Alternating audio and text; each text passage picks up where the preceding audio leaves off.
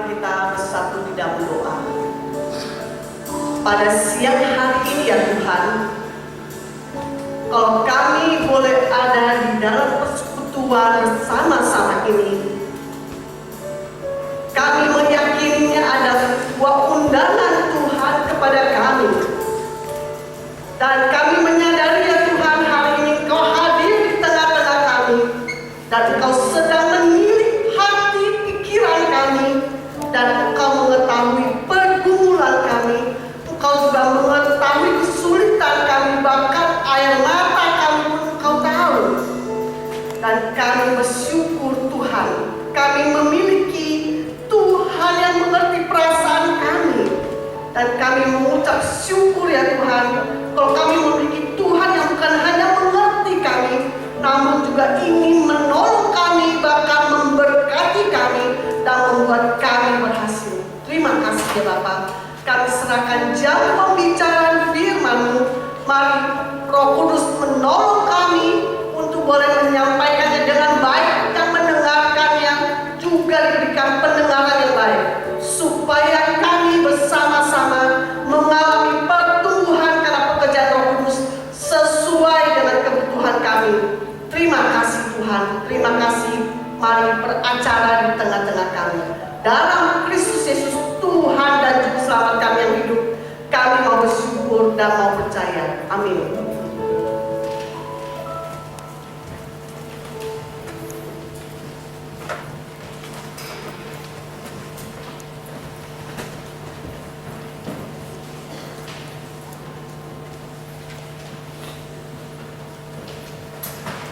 Saya mengucapkan selamat siang kepada teman-teman sekalian.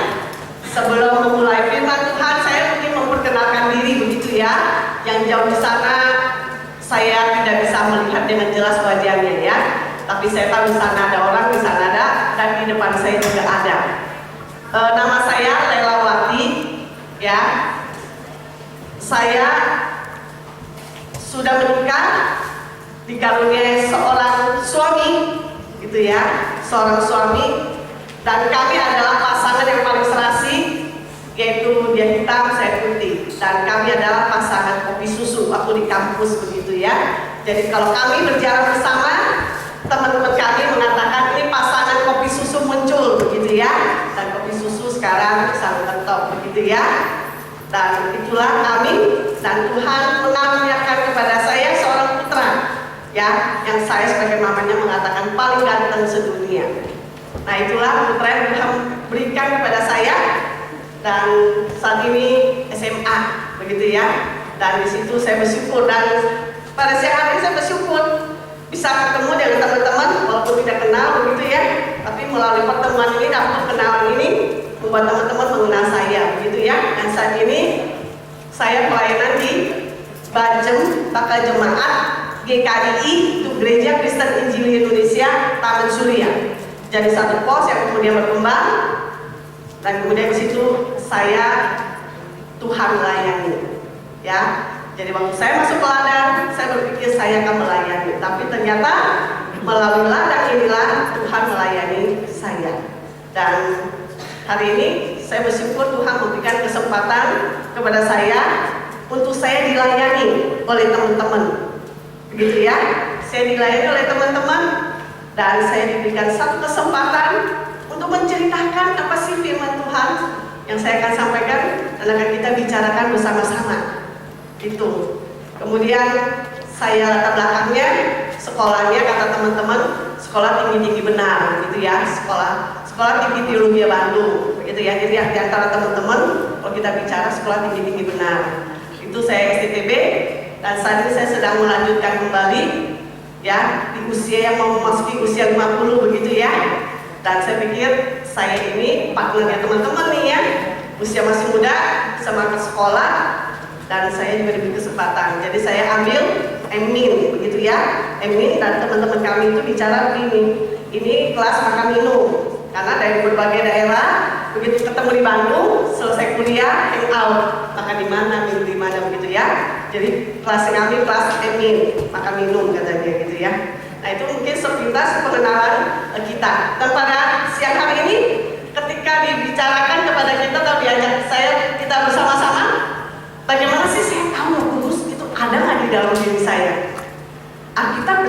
kepada kita nih ya. Alkitab menceritakan kepada kita yang saya kasih ayatnya di dalam Yohanes 14 ayat 16. Dikatakan demikian, Aku akan minta kepada Bapa dan Ia akan memberikan kepadamu seorang penolong yang lain, supaya Ia menyertai kamu selama-lamanya.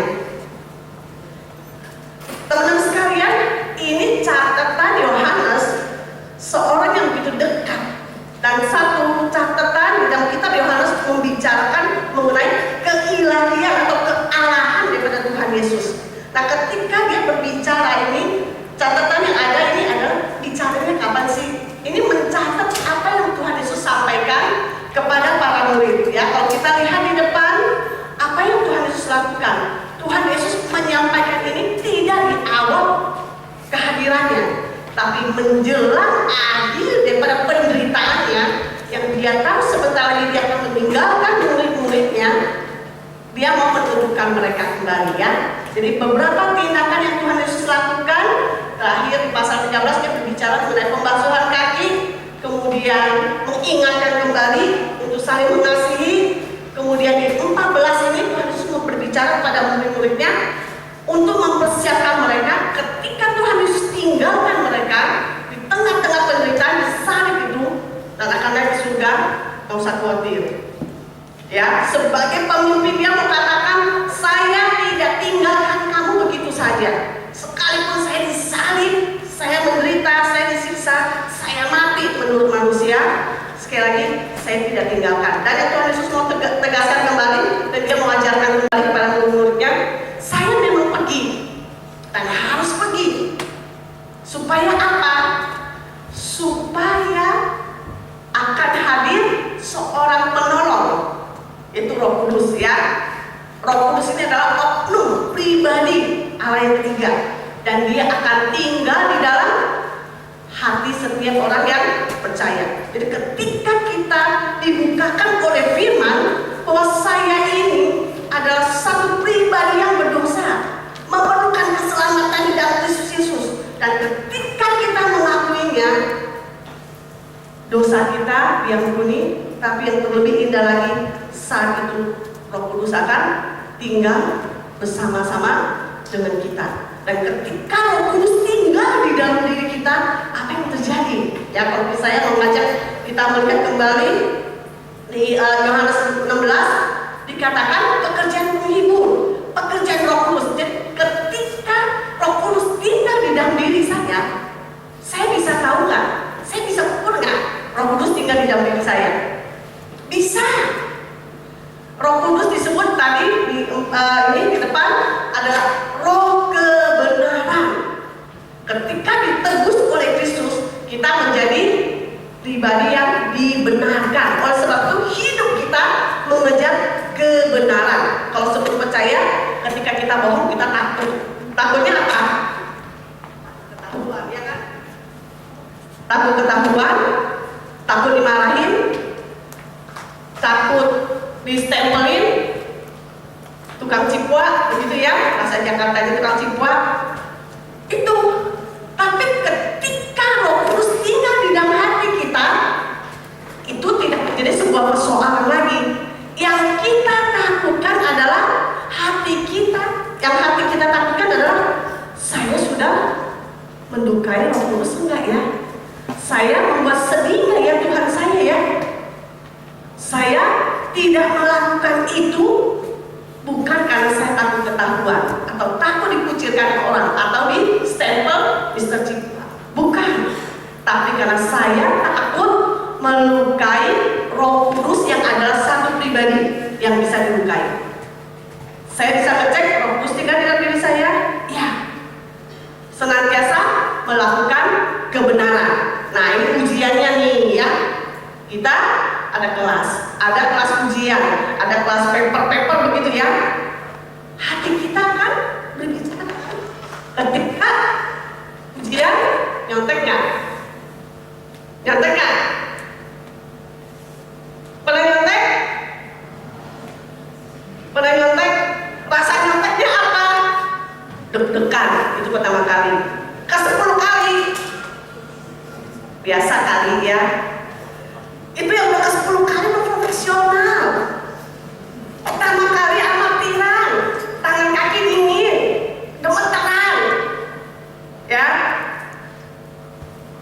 Dan kita nggak pernah bisa lupa pertama kali ya. Setelah 10 kali ingat nggak? Biasa. Ketemu dosen, kita rasanya dosen tahu nih gue nyontek hari ini kayaknya nih. Padahal dosennya nggak tahu apa-apa. Itu sudah Roh Kudus sudah berbicara kepada kita. Dia mengingatkan kita.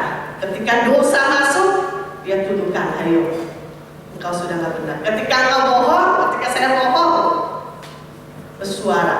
Dia kan bersuara, ya, itu bersuara demikian besar. Bohong mungkin tidak selamanya harus di kelas. Karena teman lagi nggak ada uang, kita bilangnya apa?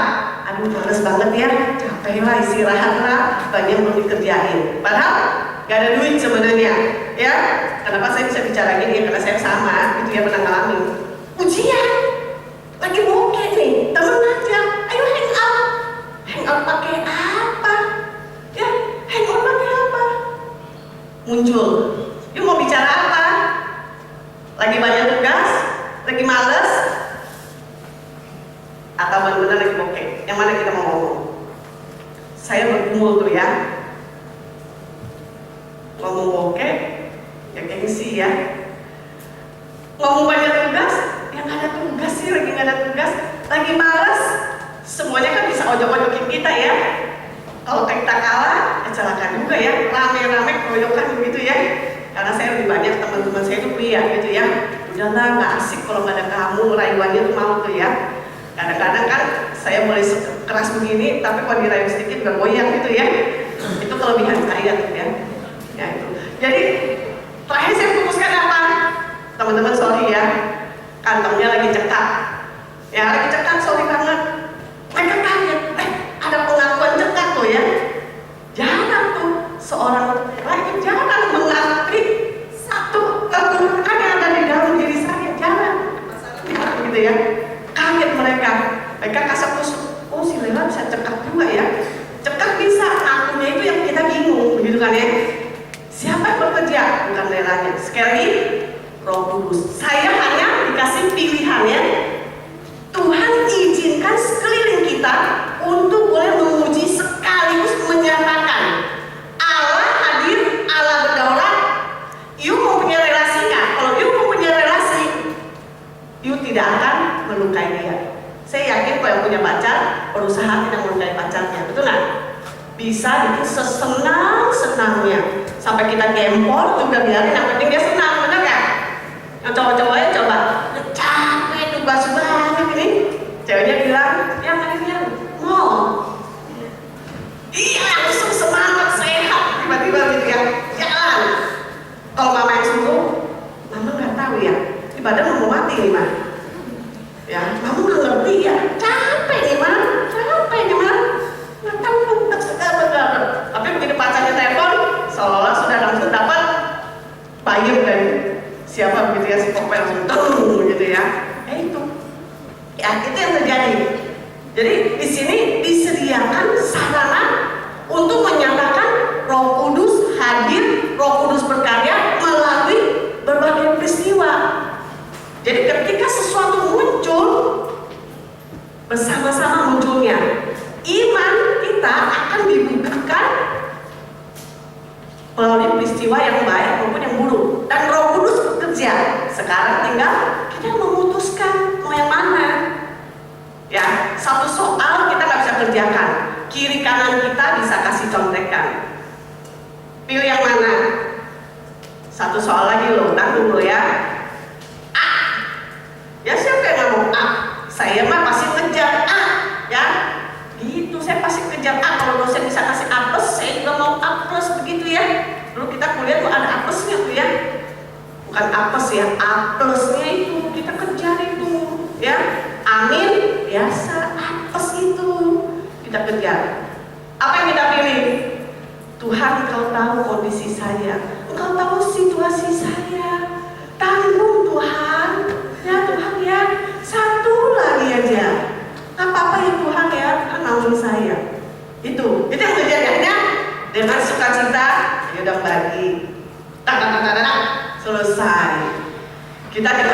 Luar ya kan? Begitu dapat saya dapat nilai A. Tapi di dalam hati kita ada tuduhan nggak? Kamu itu apes, ya kan? Apes dosa.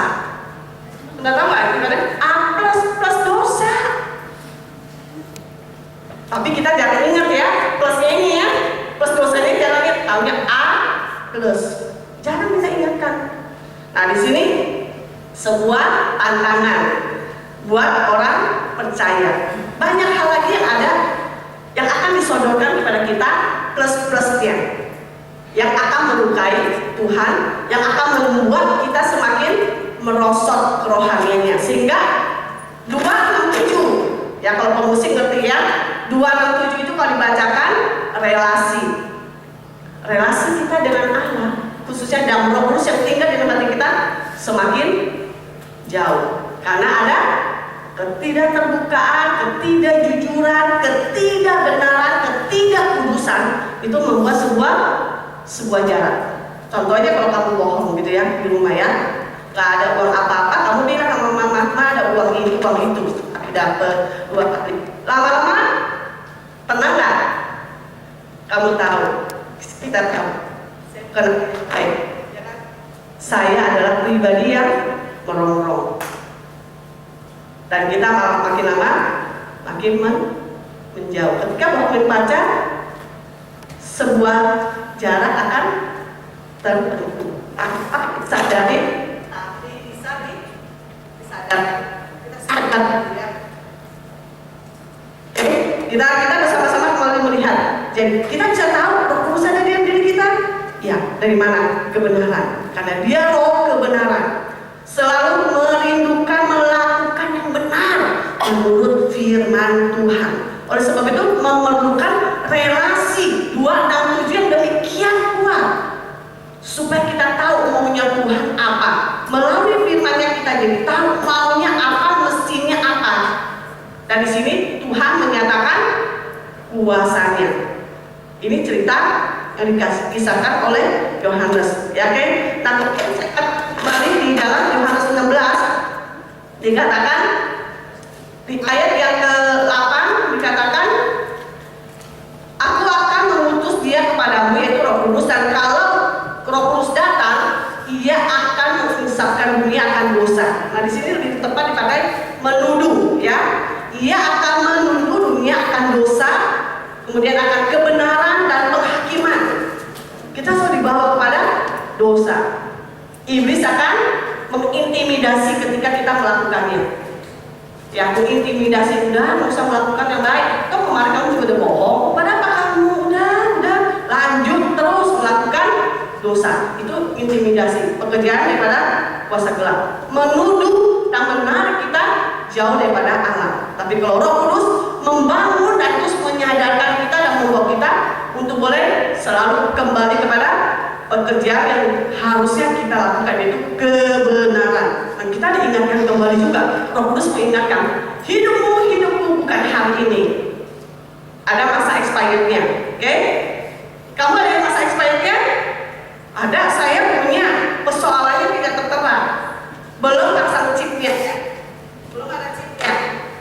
Tapi produk-produk makanan semuanya ada masa expirednya, dibuang. Kalau kita masa expired kita nggak tahu, maka cara hidup kita harus sesuai dengan yang Tuhan inginkan. Karena nanti ada penghakiman. Mau mengingatkan, hidup kita bukan sekarang ini. Hidup ini hanya sementara. Ibaratnya kita lagi wisata ke luar negeri, ke luar pulau. Harus kembali ke asal kita. Kalau kita sudah ditebus, asal kita di mana? Surga. Tempat kita ini surga. Harus kembali. Oh sebab itu akan ada pengadilan, penghakiman terhadap kita. Bagaimana kita hidup sekarang ini? Hari ini mahasiswa jauh daripada orang tua. Kos, hidup sebebas-bebasnya, betul nggak? Saya pernah main ke kos, ya. Saat itu saya ngambil, ya. Saya ngambil, saya duduknya dia setengah mati. Dia udah pergi. Gimana yang belum ya? Di sini, saya sudah pengen. Nah, teman-teman sekalian, mari kita bersama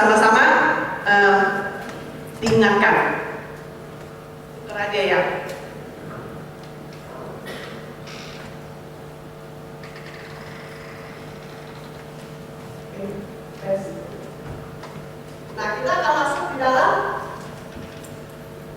berikutnya adalah akan penghakiman kemudian akan dosa karena mereka tetap tidak percaya kepada Tuhan Yesus. Ketika kita meragukan Tuhan dalam hidup kita, itu adalah dosa. Ketika kita bimbang, itu adalah dosa. Kenapa kita nggak yakin? Roh Kuduslah yang akan meneguhkan kita. Roh Kuduslah yang akan meneguhkan kita. Oleh sebab itu ketika Roh Kudus tinggal, maka yang kita punya apa? Ada satu kekuatan yang luar biasa. Ada satu kekuatan. Kalau kita katakan Roh Kudus itu adalah ibaratnya dinamit yang bisa meledak, gitu ya. Satu kekuatan yang luar biasa, satu kuasa yang luar biasa. Nah, teman-teman sekalian, bagaimana kita mengizinkan Roh Kudus bekerja di dalam hidup kita? Soalnya berani nggak kita mempercayakan hidup kita kepada Tuhan, gitu ya, dan di dalam Roh Kudus ya.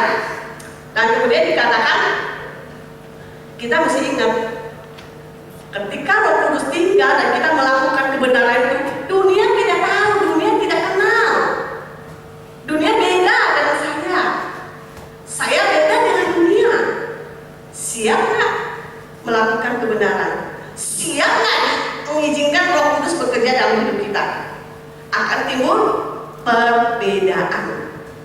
Engkau dan saya dengan dunia akan berbeda. Saya pernah kuliah satu kelas, ya saya duduk dekat tembok begitu ya, karena ruang kuliahnya gak besar, 50 orang satu kelas. Saya sengaja mencari yang dekat tembok. Supaya apa? Supaya jangan melakukan dosa, ya. Tapi supaya saya tidak berbuat dosa. Ketika tembok berhadapan itu saya isi, wah soal ini gampang, ini bisa, ini baru hafal gitu ya. Isi kiri kanan udah mulai colek tuh ya. Satu kelas saya itu Kristen semua loh teman-teman, mengaku percaya Tuhan Yesus loh. Tapi rame-rame, kompak nyontek, tanpa ada rasa. Nah semuanya sebenarnya ya, kelihatannya mayoritas tuh menyontek karena takut IP-nya kalah ya.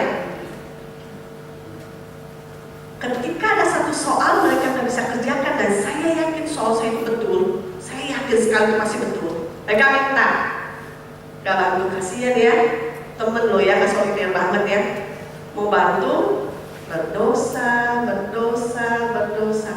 Saya putuskan terakhir, saya selesai saya keluar, supaya saya tidak jatuh dalam dosa. Pilihan yang paling simpel, keluar, gak ada yang bisa minta lagi ya kan?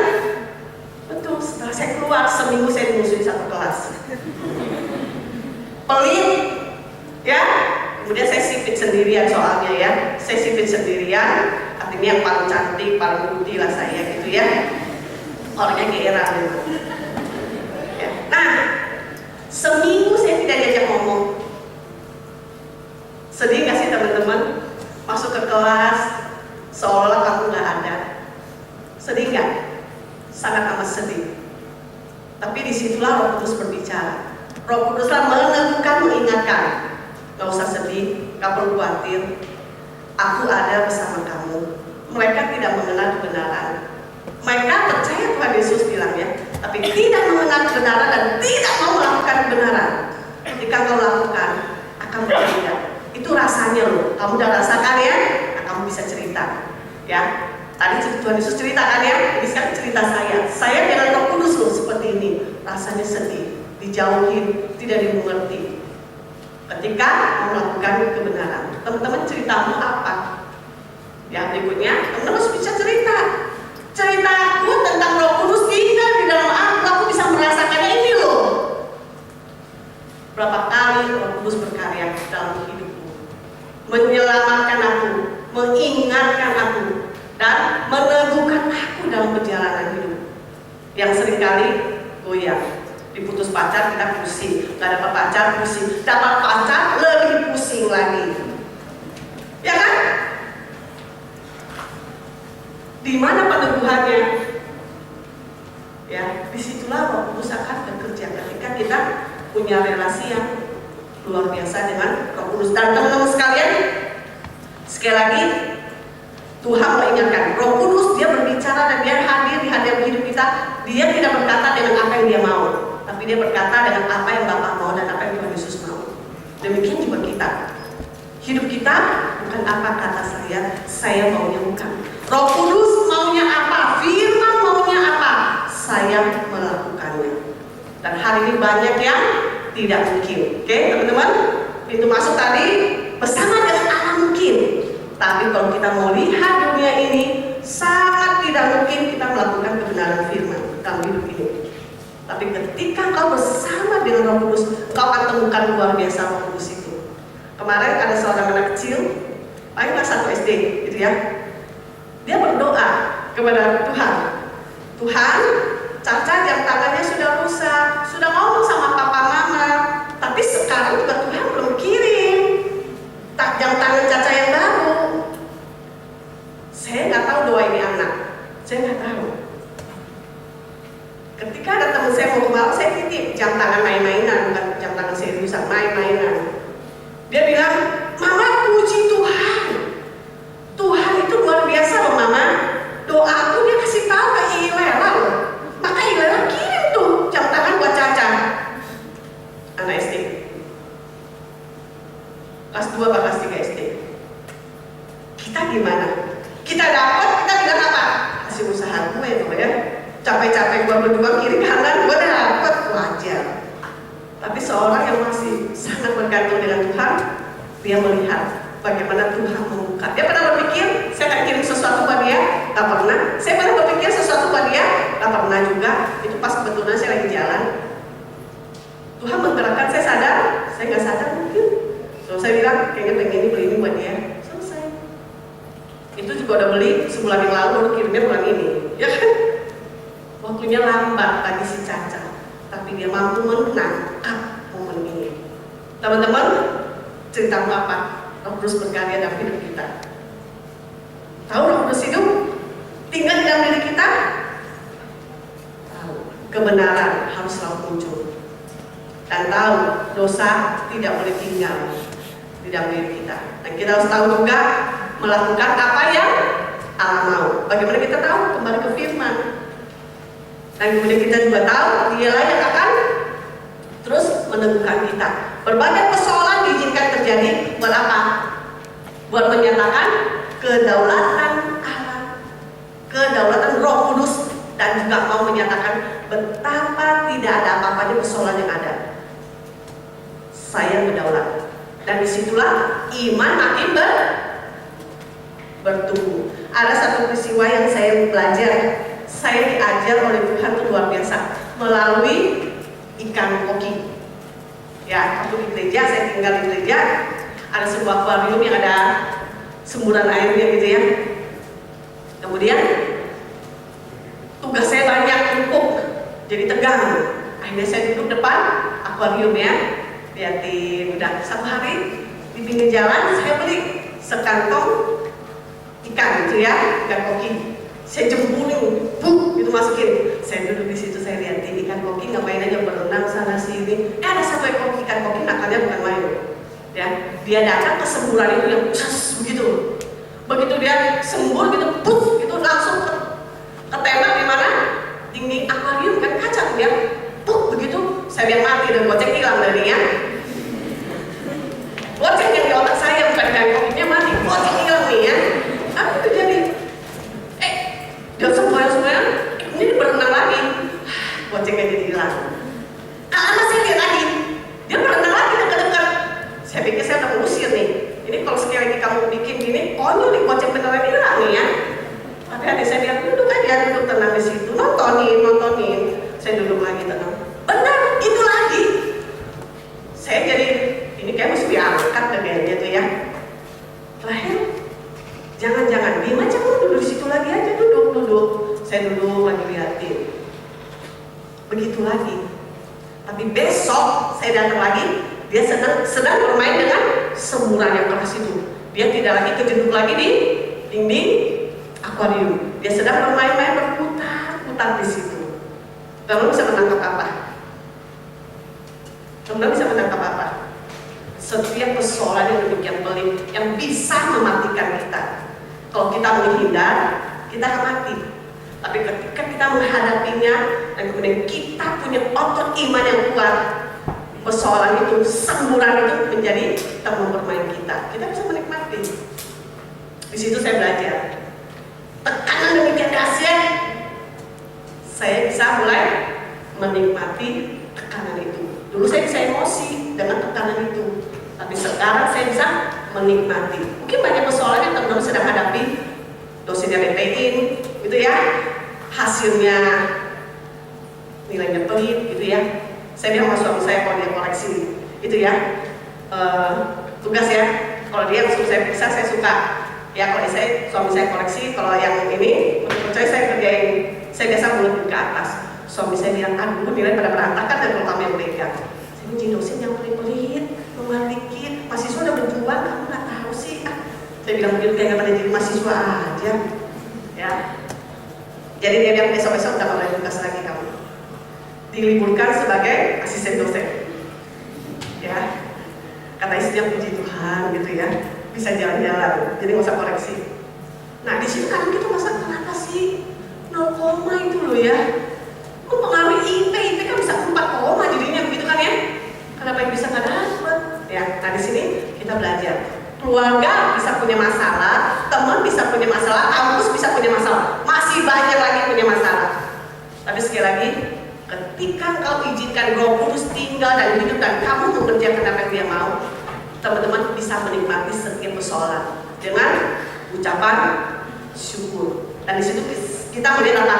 Allah berkarya atas hidup kita. Dan segala sesuatu mungkin terjadi, pasti terjadi. Karena bukan yang saya mau. Allah mau. Kalau Allah mau, siapa yang bisa lawan? Gak ada yang bisa lawan. Kalau kita yang mau, banyak lawannya. Kalau Allah mau, tidak ada seorang pun yang bisa menembusnya. Dan sekali lagi kita bersyukur diberikan Allah Roh Kudus sebagai penolong dalam hidup kita, pengingat, menginsafkan. Bahkan Dia bisa menuduh kalau kita melakukan dosa dan membawa kita kepada kebenaran. Dan sekali lagi menjaga hidup kudus. Artinya apa? Kita sudah dibersihkan, kita sudah dipisahkan. Pasti berbeda, ya, pasti lain kita dengan yang lain. Tapi bukan karena ada kelainan, oke? Ya kita lain bukan karena ada kelainan. Kelainan itu repot deh ya, urusannya kedokteran deh ya, atau psikolog atau psikiater deh ya. Kalau kita lain sangat wajar. Kalau kelainan itu amat tidak wajar. Teman-teman, mari kita bersama-sama memeriksa diri kita sendiri. Roh Kudus ada di dalam diri kita. Kalau ada, kita izinkan Dia berkarya enggak? Kalau enggak, mari minta ampun. Biar kembali Roh Kudus berkarya. Dan kita lihat hidup kita luar biasa. Hidup kita luar biasa. Nah kalau hari ini kita nggak nurut, kita lawan Dia terus menerus, kita komit. Mau taat, mau dengar, mau membangun relasi yang baik. Gak mau tunduk supaya bisa mengalami Roh Kudus berkarya. Jangan dengan cerita orang lain tentang pekerjaan Roh Kudus, tentang Tuhan dan manusia. Alami, hari ini Dia masih. Saya katakan hari ini Dia masih. Demikian dalam hidup saya.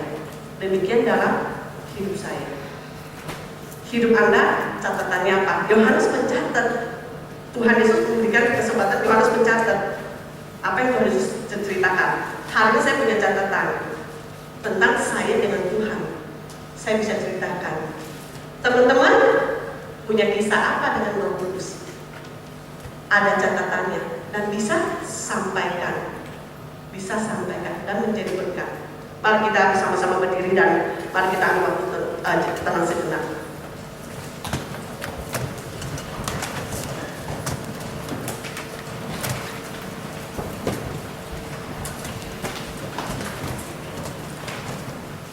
Teman-teman sekalian, saya tidak tahu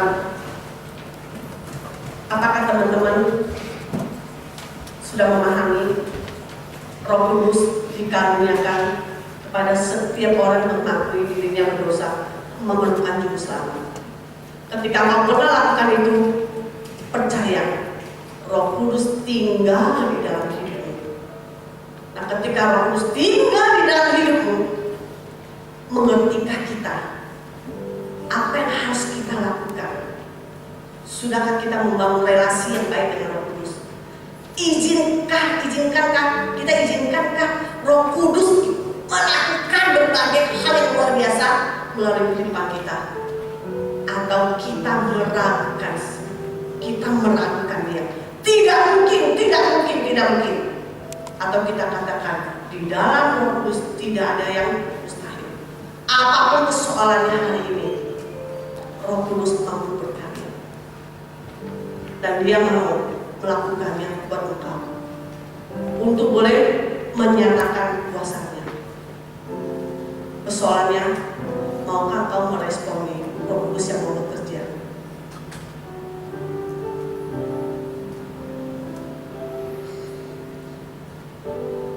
Dan kalau kita sudah tahu dan kita melukai Roh Kudus, mari kita mohon ampun. Kita tahu itu tidak benar, kita terus-menerus mengulanginya, kita sudah melukai Roh Kudus. Kita mohon diampuni, dipulihkan, dan Roh Kudus kembali bersama dengan kita bekerja. Dan sekali lagi, Roh Kudus sudah tinggal, tidak pernah keluar dari diri kita, tidak pernah keluar. Selamanya Dia akan tinggal. Oh, seperti itu, libatkan Roh Kudus dalam setiap aspek kehidupanmu.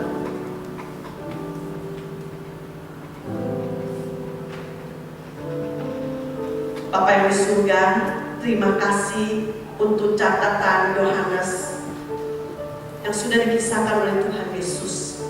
Dan hari ini ya Tuhan, kami kembali mendengarkan apa yang Tuhan Yesus sampaikan pada waktu itu kepada murid-murid, bahwa Dia tidak pernah meninggalkan muridnya menjadi yatim. Mereka memberikan seorang penolong yang luar biasa, mendampingi selama-lamanya. Dan hari ini ya Tuhan, Roh Kudus pun mendampingi kami yang percaya kepadamu selama-lamanya. Dan Tuhan, terima kasih, Engkau tidak pernah ingkar janji, tidak pernah meninggalkan kami, tapi kami yang seringkali meninggalkan Engkau.